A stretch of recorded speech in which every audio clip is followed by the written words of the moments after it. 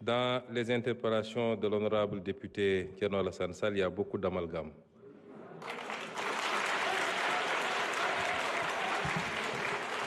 Je n'ose pas mettre ça dans la mauvaise foi, mais je pense qu'à un certain niveau, il faut prendre le temps d'aller écouter ce que les gens ont dit et non pas de se laisser emballer par les commentaires et les commérages. Je n'ai jamais dit que tel fonds était haram. J'ai dit que la caisse noire...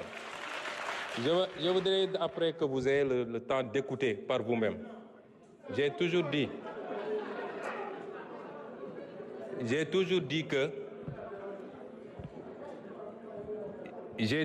que dans un pays, il faut qu'on soit très clair, dans un pays, avoir des fonds qui sont laissés exclusivement à la discrétion d'un homme, fût-il président de la République, qu'il peut utiliser à sa guise, qu'il peut donner à qui il veut, qu'il peut même mettre dans une pièce, mettre de l'essence et allumer, c'est inadmissible parce que c'est l'impôt des Sénégalais.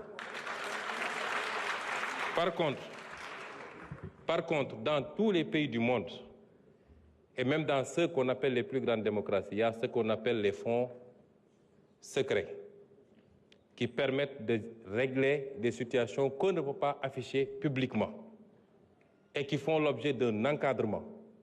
Et en étant député ici, et en étant dans l'opposition, j'avais fait même des propositions sur cet encadrement-là. Et cela correspond à la vision de PASTEF qui sera matérialisée dans la gestion de ces fonds secrets. Parce que nous respectons toujours nos engagements, nous. Et nous, au moins, on a pris ces engagements, vous les avez jamais pris. Ça veut dire que vous auriez largement joui des fonds politiques, comme vous avez joui du régime de Macky Sall pendant des années sans avoir jamais dénoncé. Et vous ne pouvez pas aujourd'hui donner des leçons.